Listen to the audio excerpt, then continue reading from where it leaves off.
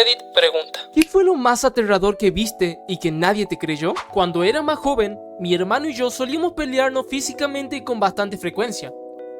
Éramos niños, y aunque la mayoría de las veces eran discusiones o peleas tontas, con el tiempo se volvió algo que terminaba en golpes, moretones y luego seguíamos como si nada hubiera pasado.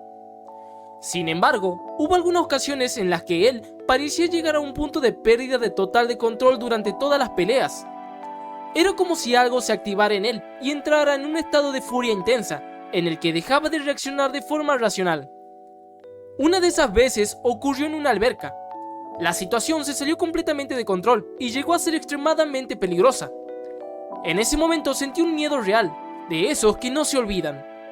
Logré zafarme y salir del agua, y recuerdo haber entrado en pánico inmediatamente después. Mi papá intervino, me calmó y le gritó a mi hermano. Sin embargo, siempre tuve la sensación de que nunca entendió del todo la gravedad de lo que había pasado. Parecía más una situación de tengan más cuidado que de comprender realmente lo que sería del momento. Durante nuestra infancia, mi hermana y yo seguíamos siendo cercanos, aunque nuestras peleas continuaban siendo frecuentes. La mayoría eran relativamente inofensivas, pero ocasionalmente él volvía a entrar en ese estado de ira intenso. Con el tiempo, al llegar a la adolescencia, nos fuimos distanciando y las peleas prácticamente desaparecieron. Aún así, cuando se enojaba por otras cosas, llegaba a tener reacciones impulsivas y destructivas, como golpear paredes o perder el control total de la situación. Años después, cuando ya era adulto y regresé a casa durante el verano tras la universidad, tuvimos una discusión que terminó de forma violenta. Después de eso, decidí mudarme y establecer distancia. Actualmente no tengo una relación cercana con él. Lo veo ocasionalmente en reuniones familiares, pero no hay convivencia real. Tampoco ha habido una conversación profunda o una disculpa sobre lo que ocurrió en el pasado. En la infancia también hubo momentos en los que sus burlas hacia mí eran constantes y en ocasiones bastante duras. Con el tiempo, llegué a entender que tenía problemas serios de manejo de la ira. En algunos momentos parecía desconectarse por completo de la situación, actuando de forma impulsiva y sin medir consecuencias. Incluso de adulto, hubo situaciones en las que reaccioné de forma extremadamente agresiva durante conflictos, hasta el punto de perder el control y no recordar completamente lo que había ocurrido. Para quienes nunca han visto a una persona en ese tipo de estado de ira, puede ser difícil de comprender lo peligroso que puede llegar a ser. Hoy en día, he decidido mantener distancia por completo. Hay otras personas en mi familia con comportamientos similares, y por precaución, prefiero no exponer a mis hijos a ese tipo de situaciones. Recuerdo una ocasión reciente en la que, durante una reunión familiar en una alberca, hubo un incidente preocupante en el que un niño pequeño fue lastimado durante un juego que se salió de control. La situación fue detenida rápidamente por los adultos presentes, pero fue suficiente para dejar una mala impresión en todo lo que vimos. En general, he aprendido a ser muy cuidadoso con este tipo de dinámicas familiares. Aunque intento mantener la calma, hay situaciones que pueden ser muy difíciles de presenciar, especialmente cuando involucran niños. Al final, lo que me quedó de todas estas experiencias es la importancia de establecer límites claros y proteger la seguridad emocional y física, incluso dentro de la propia familia. Cuando tenía 12 años, mis amigos y yo salíamos a pedir dulces por el vecindario. El señor viejo abre la puerta. Nosotros decimos, ¿truco o trato?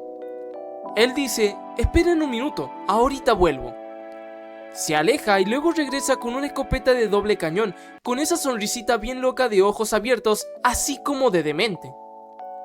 Cargar el arma enfrente de nosotros, la cierra y la apunta directa a la cara de mi amigo, a quemarropa. Todos nos quedamos helados.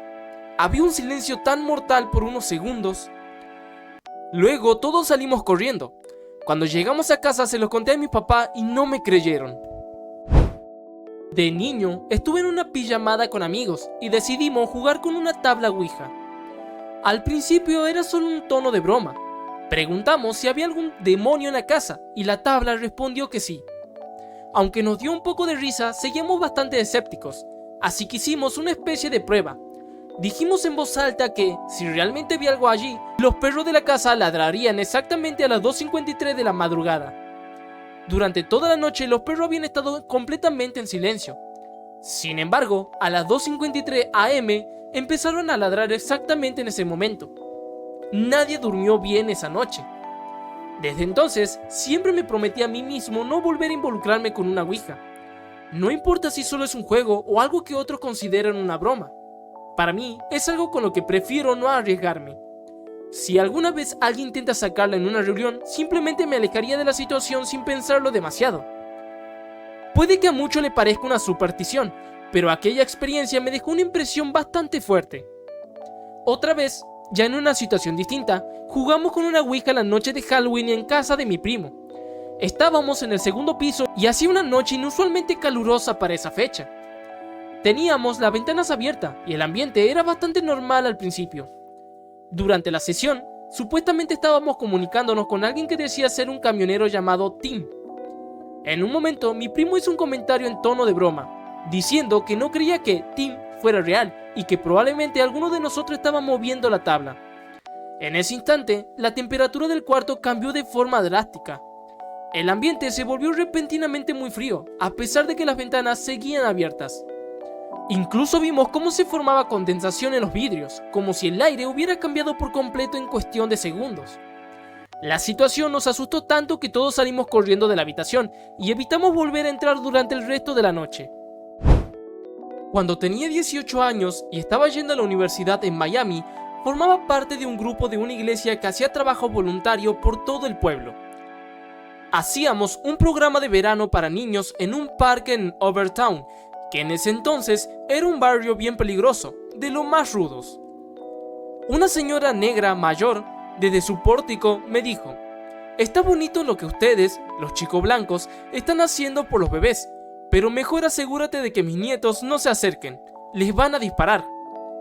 Luego se echó a reír y se echó a reír. Un día estaba caminando solo, como a un par de cuadras del parque.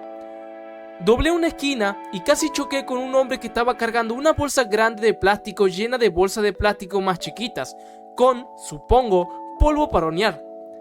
El polvo para hornear era súper popular en Miami en 1989. Ambos hombres gritaron y sacaron pistolas y me apuntaron. Después de una fracción de segundo de quedarme clavado en una posición, dije perdón y caminé entre ellos y me fui. Me cuidé muchísimo de no correr ni voltear atrás y solo intenté actuar como si no hubiera visto nada. Los dos hombres me gritaron algo, pero yo no me enteré de qué era, y luego uno de ellos me soltó: "Mier", me asusté hasta el alma. Iba vestido de payaso, maquillaje completo de payaso, corbata larga de lunares, peluca y todo eso.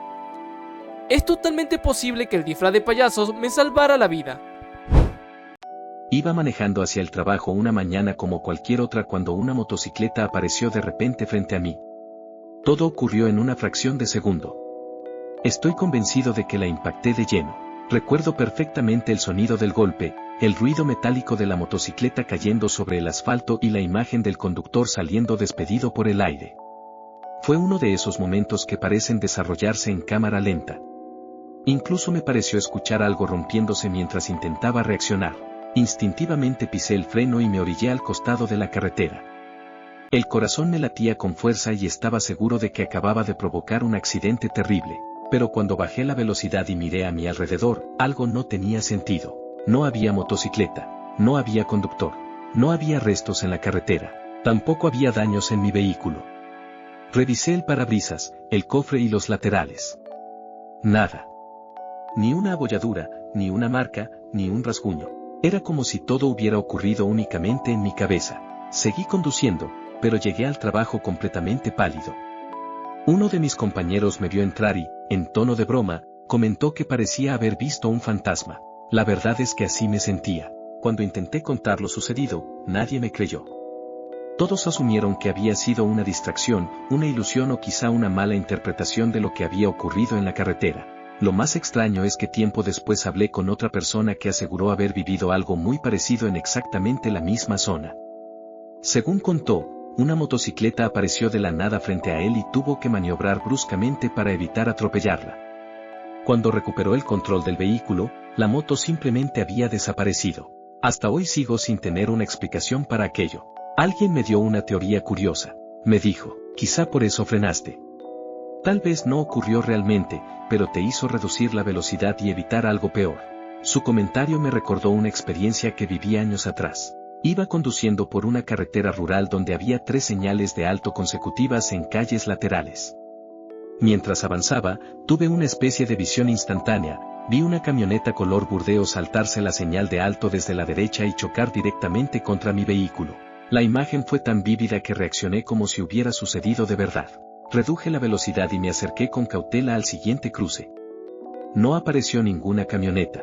Me sentí un poco ridículo y me reí de mí mismo. Pensé que quizá estaba cansado o demasiado distraído. Sin embargo, algo me hizo seguir manejando con precaución. Cuando llegué al último cruce, decidí detenerme por completo antes de avanzar. Y entonces ocurrió. Una camioneta color burdeos apareció desde la derecha a gran velocidad y se pasó la señal de alto sin siquiera reducir la marcha. Se cruzó exactamente por donde yo habría estado apenas unos segundos antes. Me quedé inmóvil observándola alejarse. Si hubiera seguido conduciendo normalmente, sin aquella extraña sensación previa, probablemente me habría impactado de lleno. Los árboles y la vegetación bloqueaban gran parte de la visibilidad, así que era prácticamente imposible verla con suficiente anticipación. Hasta el día de hoy no sé cómo explicar ninguna de las dos experiencias. Tal vez fueron coincidencias extraordinarias, tal vez simples errores de percepción, o tal vez, de vez en cuando, nuestra mente capta algo antes de que ocurra. A mi papá le diagnosticaron cáncer terminal de estómago en 2017. Después de aproximadamente un mes en el hospital, una noche estábamos en casa mi novia, mi mamá y yo sentados alrededor de la mesa de la cocina, alrededor de la 1:30 de la madrugada. De repente, sin previo aviso, pude ver claramente a mi papá entrando por la puerta. Podía distinguir su rostro y la ropa que llevaba puesta, pero todo su cuerpo se veía borroso, como una especie de niebla gris, aunque aún conservaba forma y detalles definidos. Caminó hasta donde estábamos, abrazó a mi mamá y luego se colocó entre mi novia y yo. Puso una mano sobre el hombro de ella y con el otro brazo me rodeó a mí. No había sonido alguno. Todo era completamente silencioso. Lo más extraño era la sensación, un leve cosquilleo, como electricidad estática, justo donde sentía su contacto. Mientras todo esto ocurría, yo les iba contando lo que estaba viendo, pero ellos solo me miraban como si estuviera confundido o imaginando cosas. A la mañana siguiente, recibimos llamadas informándonos que mi papá había fallecido durante la noche. Mi abuelo falleció en 2011. Sufrió un derrame mientras conducía, lo que provocó que su auto chocara contra un terraplén de concreto. Permaneció en cuidados intensivos durante aproximadamente un mes antes de ser trasladado a cuidados paliativos en casa. Poco después de su fallecimiento, estaba sentado afuera en una mesa con mi mamá y mi tía. Tenía la cabeza baja cuando sentí que algo me rozaba el hombro con fuerza. Levanté la vista, molesto, pensando que era mi hermano acercándose a la silla, pero no había nadie. La sensación era muy particular, como electricidad estática, similar a cuando se toca una esfera de plasma. Tu comentario me recordó esa experiencia. Lo siento mucho por tu pérdida. Cuando mi abuela falleció, ocurrió algo que todavía recuerdo con mucha claridad. Ella murió mientras yo estaba durmiendo, y esa misma noche tuve un sueño en el que venía hacia mí, me abrazaba y se despedía. Es la única vez que he soñado con ella. Al despertar, recibí el mensaje confirmando su fallecimiento. A veces pienso que este tipo de experiencias son demasiado significativas como para descartarlas por completo. Tiene que existir algún tipo de fenómeno o coincidencia profunda en cómo procesamos la pérdida, especialmente en momentos tan extremos emocionalmente. Más recientemente, mi padre falleció en octubre de 2025. Yo vivía a unas 3 horas de distancia y, aunque su enfermedad nos había preparado para lo inevitable, su muerte fue igualmente un golpe inesperado. Recuerdo que iba manejando de regreso a casa cuando vi que se formaba una tormenta sobre mi vecindario. Al llegar, había familiares acompañando a mi madre, pero poco después todos se fueron, quedándonos solo mi madre, mi hermano y yo. Ella nos contaba cómo había ocurrido todo, y en ese momento comenté que sentía como si aquella tormenta fuera una especie de despedida de mi padre. Justo después de decir eso, cayó un rayo extremadamente brillante, seguido de un trueno que sacudió todo. Una amiga mía, que estaba a varios kilómetros de distancia, me contó al día siguiente que también había visto un destello de luz inusualmente intenso en el cielo en ese mismo momento. Tenía 13 años y estaba sentado en la parte trasera de un auto justo con un amigo y su madre, mientras avanzábamos por la avenida Beverly a Los Ángeles. Íbamos despacio porque nos acercábamos a un semáforo en rojo. En ese momento empecé a escuchar un sonido extraño, como si alguien se estuviera ahogando o teniendo dificultades para respirar. Me llamó la atención y me giré para mirar por la ventana trasera del lado derecho. Lo que vi todavía lo recuerdo con total claridad. En una parada de autobús había un hombre mayor de origen mexicano con la garganta gravemente herida, sosteniéndose el cuello con ambas manos. Fue una escena extremadamente impactante. La sensación fue de total confusión y shock, como si no pudiera procesar lo que estaba viendo. Alguien que pasaba por allí había cometido un ataque contra él mientras él estaba de espalda hacia la acera. La semana siguiente, en ese mismo lugar, colocaron flores y se realizó una pequeña vigilia en su memoria. Esa imagen nunca se me ha borrado. Mi hermano y yo, cuando éramos más pequeños, tuvimos una etapa en la que solíamos meternos en problemas y robar una tienda con frecuencias. Un día, mientras caminábamos hacia una tienda de comestible atravesando una zona de drenaje, ocurrió algo muy extraño.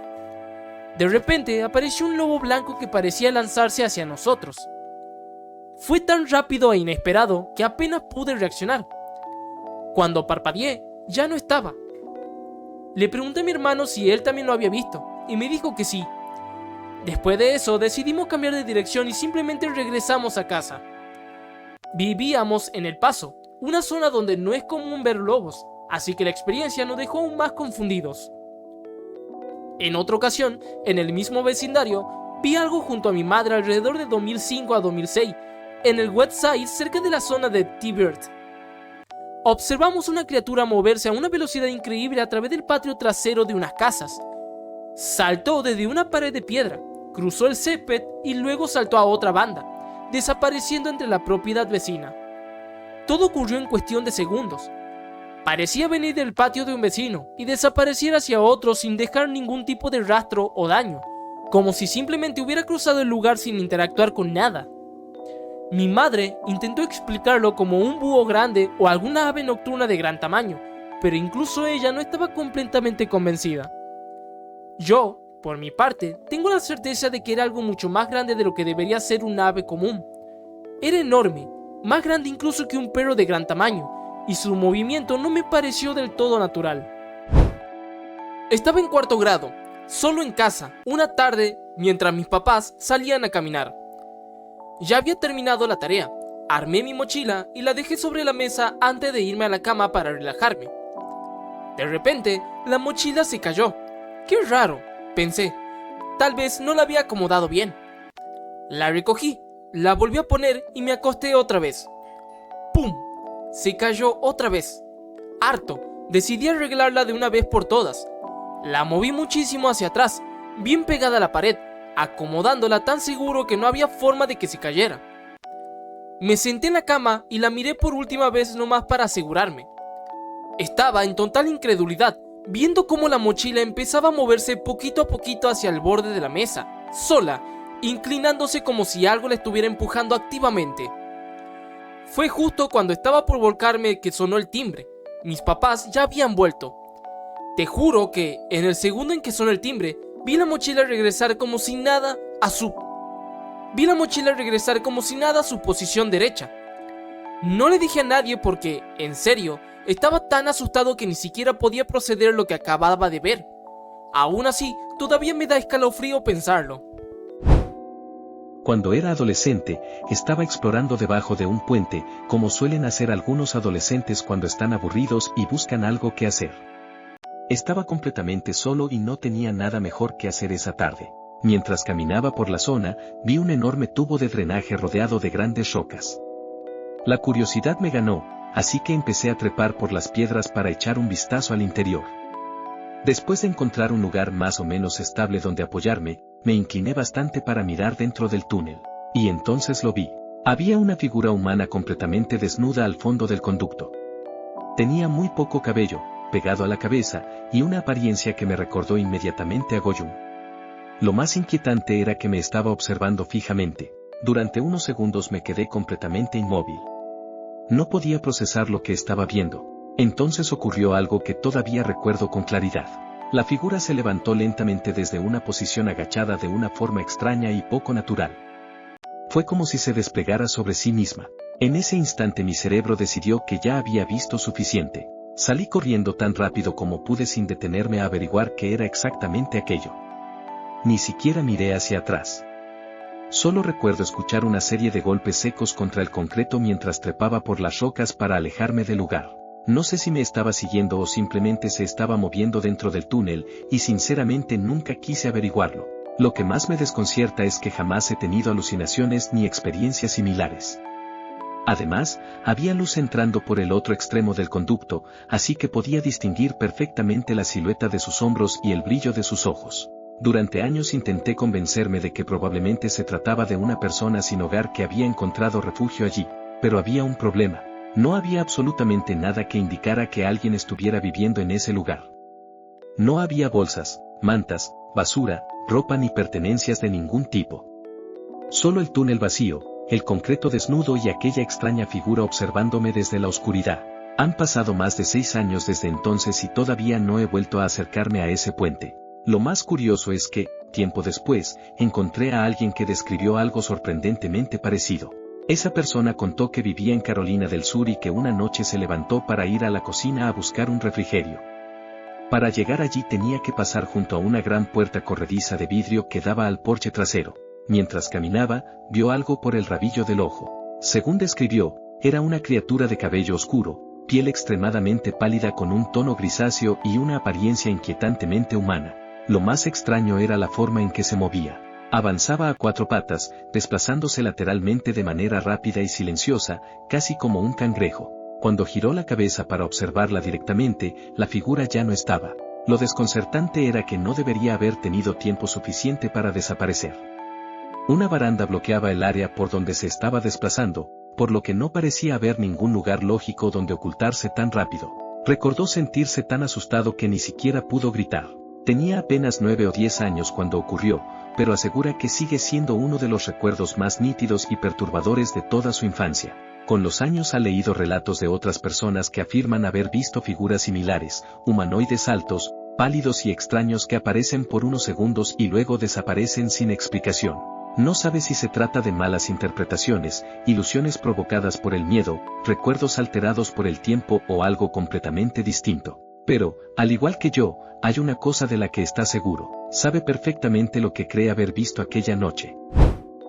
La primera noche tuve un sueño muy vívido en el que me encontraba de pie dentro de una habitación de hotel que era idéntica a la real en la que me estaba quedando, pero completamente vacía y sin muebles. Yo estaba de un lado de la habitación, y en el extremo opuesto había una figura oscura que parecía la silueta de un niño pequeño. Ambos nos quedamos en silencio, mirándonos fijamente durante unos segundos, hasta que la figura comenzó a correr directamente hacia mí a gran velocidad.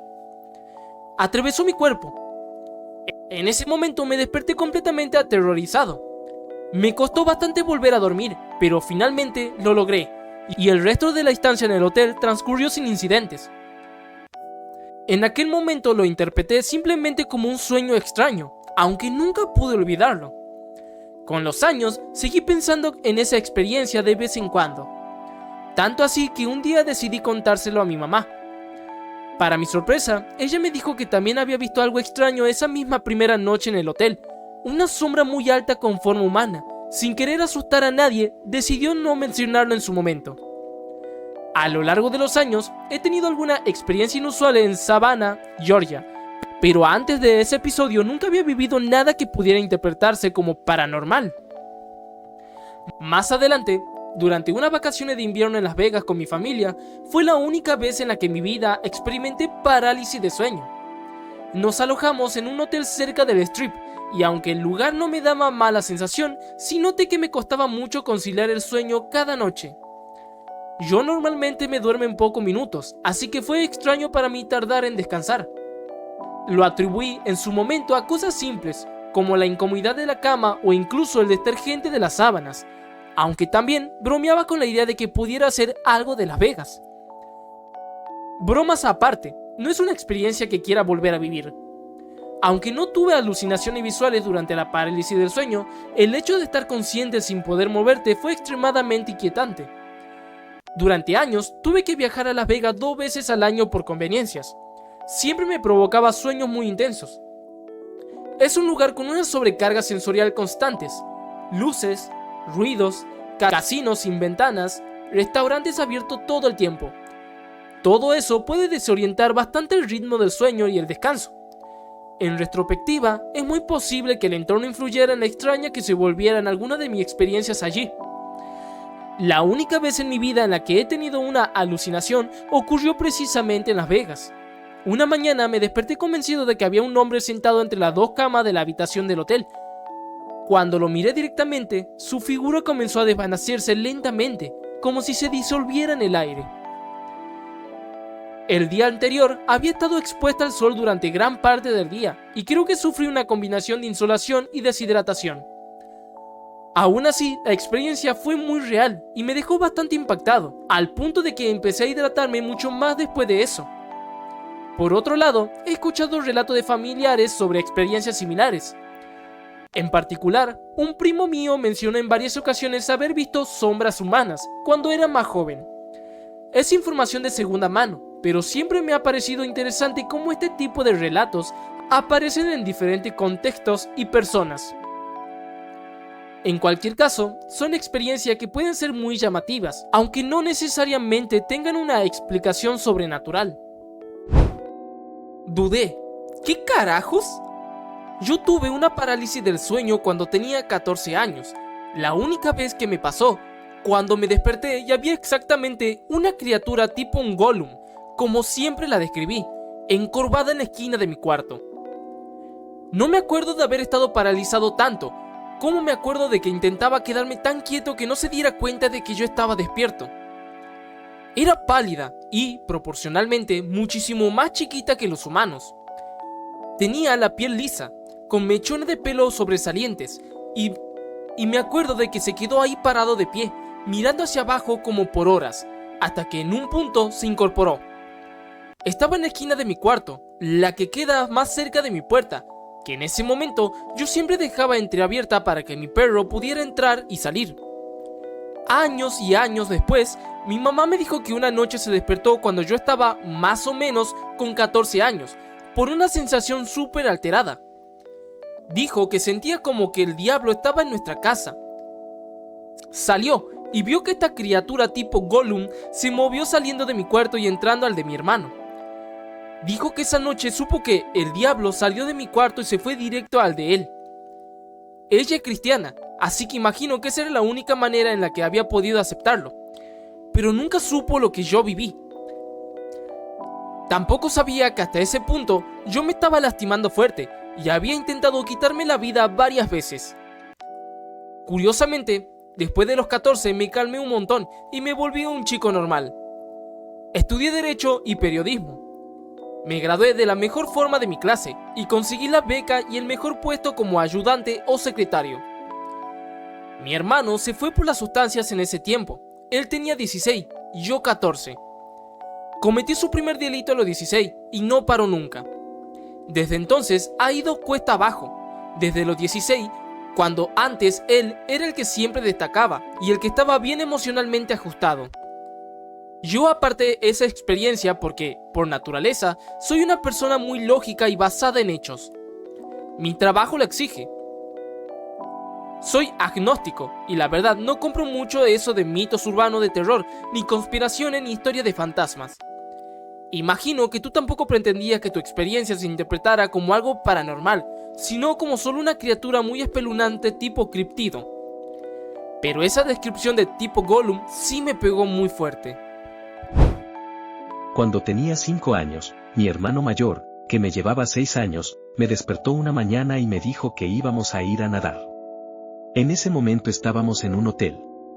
Yo confiaba en él, así que me puse mi traje de baño y lo seguí hasta la alberca. Cuando llegamos, me empujó a la parte profunda y simplemente se fue. Probablemente me habría ahogado si no fuera porque llevaba un traje de baño con un pequeño chaleco salvavidas incorporado. Aún así, entré en pánico y comencé a gritar hasta que alguien me escuchó, entró al agua y me sacó. Con el tiempo supe que mi hermano ha tenido muchos problemas en su vida adulta y ha estado involucrado con la ley en varias ocasiones. También descubrí que patrones similares de comportamiento han existido en mi familia. Mi madre y mi tía también vivieron situaciones difíciles cuando eran jóvenes. En una ocasión, mi tía empujó a mi madre hacia un arroyo en movimiento, arrastrándola por un conducto estrecho de agua bajo las piedras. Mi madre fue rescatada unos 30 minutos después, cuando perdió el conocimiento en el trayecto y un vecino tuvo que realizarle reanimación para salvarle la vida. Este tipo de historias han sido una constante en la familia, aunque rara vez se han hablado con la seriedad que merecen. Lo que más me ha costado entender es la falta de responsabilidad o reconocimiento de lo ocurrido por parte de algunos miembros de la familia. En mi caso, mi hermano fue extremadamente cruel durante nuestra infancia. Hubo momentos de violencia que dejaron una marca profunda en mí. En una ocasión llegó incluso a herirme de forma seria, algo que nunca he podido olvidar. Cuando lo vi por última vez junto a su familia, su esposa hizo un comentario que me dejó desconcertado, como si todo lo que había vivido fuera algo exagerado o malinterpretado. Mis padres tampoco supieron cómo manejar la situación. En lugar de tomar en serio lo que ocurría, muchas veces minimizaron lo sucedido o lo trataron como si fueran simples problemas de hermanos, sin reconocer el impacto real que tuvo en mí. Nunca hubo una disculpa clara ni una conversación de responsabilidad. Con el tiempo, lo que más duele no son solo los hechos en sí, sino la sensación de no haber sido escuchado o tomado en serio incluso en la vida adulta. También he hablado con mi pareja sobre experiencias similares en su propia familia, donde los conflictos entre hermanos llegaron a niveles muy intensos cuando eran jóvenes. En uno de esos casos, una pelea casi termina en una tragedia, pero se detuvo justo a tiempo cuando uno de ellos comprendió la gravedad de la situación. Durante mi adolescencia, una vez fui con algunos amigos a un cementerio y jugamos con una tabla o ouija. La mayoría no hablaba inglés como idioma nativo, y no conocíamos demasiado sobre el tema. Le preguntamos a la tabla el nombre de mi abuelo, quien había fallecido más de 10 años antes. Yo solo observaba, sin tomarlo muy en serio, ya que soy bastante escéptico respecto a este tipo de cosas. Sin embargo, la tabla comenzó a deletrear correctamente su nombre completo. Era un nombre poco común, y ninguno de mis amigos tenía forma de conocerlo. El momento fue tan inquietante que me dejó completamente impactado. Mi hermano y yo compartimos una historia complicada. De niño, él a veces podía ser cariñoso y protector, pero en otros momentos se volvía impredecible y cruel, con cambios de ánimo muy bruscos. Con el tiempo decidí cortar el contacto con él, y actualmente no sé cómo es su vida ni si ha cambiado. Lo único que puedo decir es que hay experiencias de la infancia que dejan una huella difícil de borrar, especialmente cuando involucran miedo, confusión y falta de respuestas claras.